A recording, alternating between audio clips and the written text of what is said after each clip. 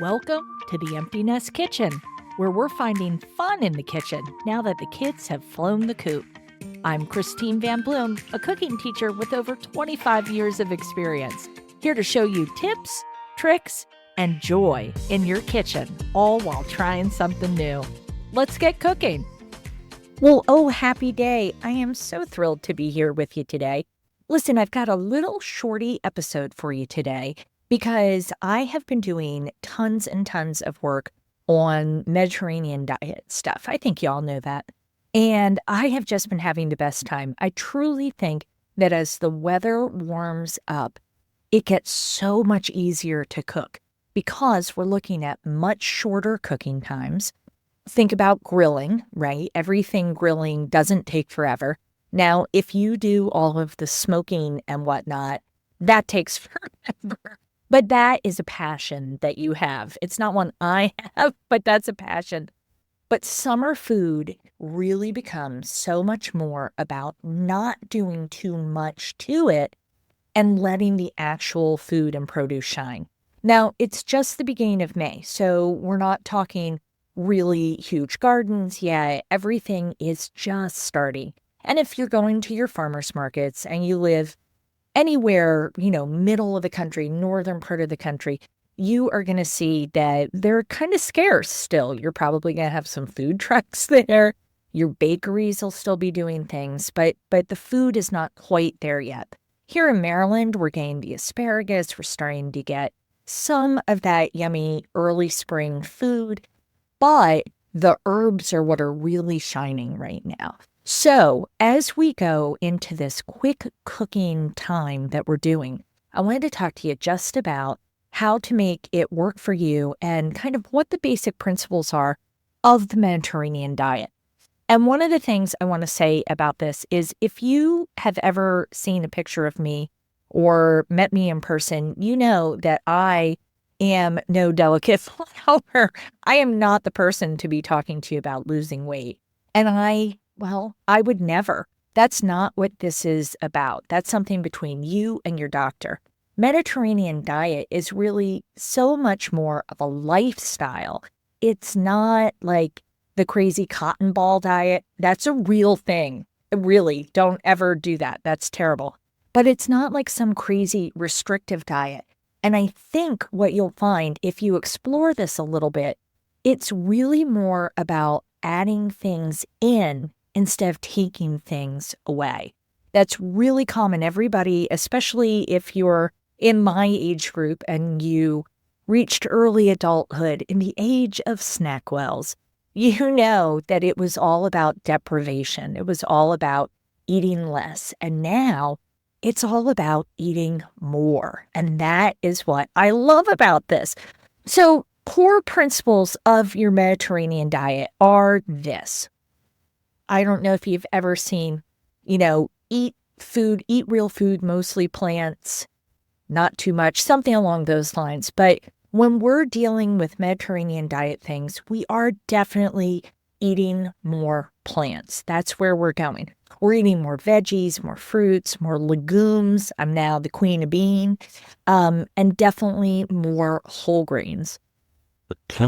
If you've ever checked out my website or just any of my stuff, you know that I'm obsessed with farro right now, especially the 10-minute farro that you can get at Trader Joe's. It's a couple of bucks a bag. I love it. And one of the tricks that you get when you're making these whole grains, especially if you're cooking for one or two people, it's annoying to make a single serving. It really is, or even two servings. So I don't bother with it. I'll make a nice sized batch and then I will batch it in freezer bags, flat pack it, squeeze all the air out, and then pop it in the freezer so it's ready when I am. I do it either in half cup servings or I'll do 1 cup if I'm thinking it's for 2 of us or for 2 meals. But that is a great way to kind of save time and bank your effort because as we're eating mostly plants, we're going to be bringing in so much good fresh stuff, especially now, right? Especially now.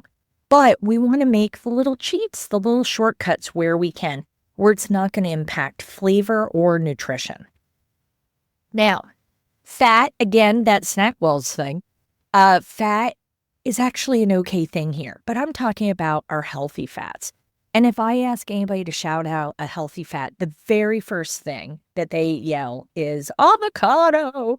And they're right. I love an avocado. And can you tell I went to Trader Joe's yesterday? Trader Joe's has mini avocados. Now I got regular size because the minis were nowhere close to ripe.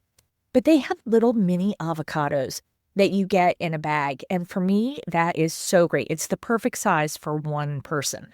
But other healthy fats come from nuts, seeds, and of course, that extra virgin olive oil.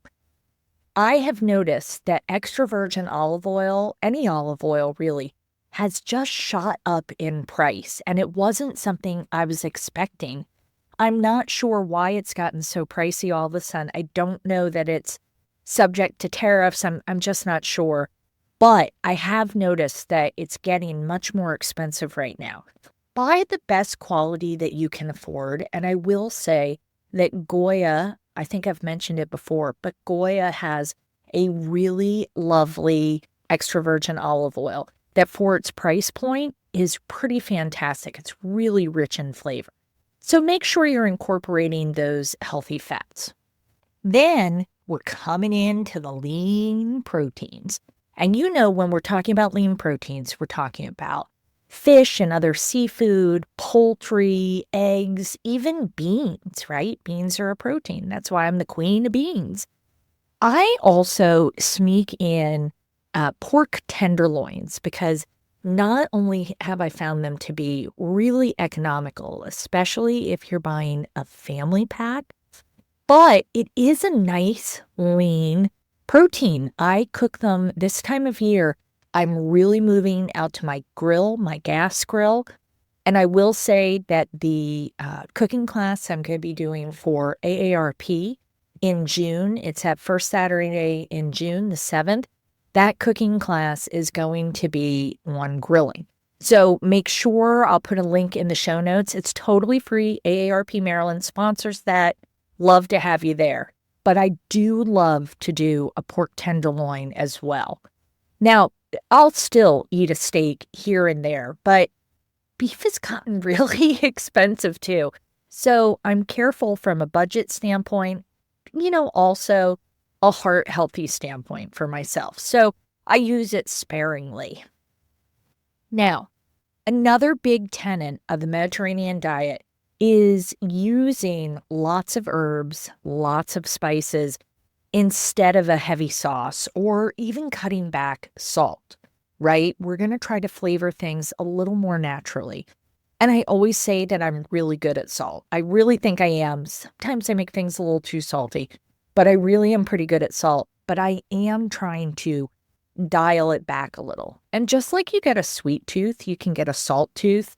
So it's not going to be immediate where you say, oh, I put less salt in and this tastes completely delicious. No, you got to train those taste buds a little bit. But this is where all of those herbs, and let me tell you, my chives and my oregano and my tarragon are gorgeous. They are like superstars showing off outside in the garden. So, excuse me. So, use those herbs and spices, and it's not too late to plant things. I am going to go, I had bought all of these seeds, and we never looked at when they were supposed to actually be planted because that's who I am. And I looked, and the basil, because in my head I'm going, well, you can't plant basil until Mother's Day, right? Totally wrong. You're supposed to plant the seeds 7 weeks before your projected last frost. Can you imagine? So I missed that window. I will pick up either at the grocery store or the local food co-op. I'll pick up some nice basil plants, probably some Thai basil. I definitely want to get some rosemary. It didn't make it through the winter, but I'm going to get those things planted. Just plant some herbs. If you have to do it in pots, great. Just plant something so that you've got that. It's really important in the Mediterranean diets. Now, This one, for some of you, you'll go, yes, and some of you will go, absolutely not. But I want you to listen to me here. One of the things that is actually a tenet of the Mediterranean diet is making your meals more of an event, okay? Making it social. Can you invite over a neighbor? Can you invite a friend? Can you get together with a friend? What can you do to make it that it's not you sitting in front of the TV eating, right? What can you do to bring a little more joy into the process? If you're flying solo, or sometimes even if you're with a partner, you get in a rut, right? You get in a rut. I nestle my tush right back into the corner of that couch while we watch old men yelling about sports, about some meal that I just made that, I put effort into my meals.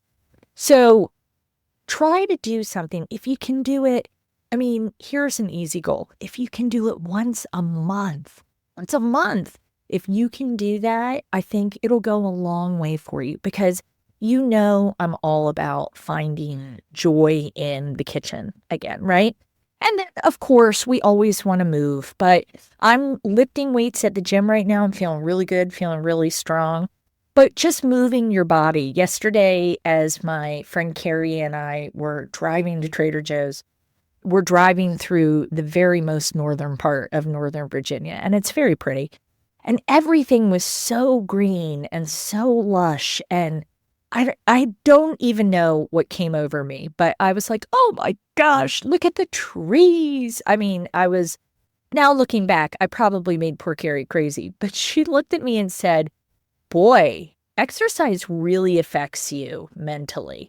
And it's true. Again, going back to that not a delicate flower kind of person, it's totally true. It gives me such a rush of the endorphins. For me, moving my body not only makes me feel so great, but I don't know, it's just part of that healthy lifestyle. And you don't have to go lift weights.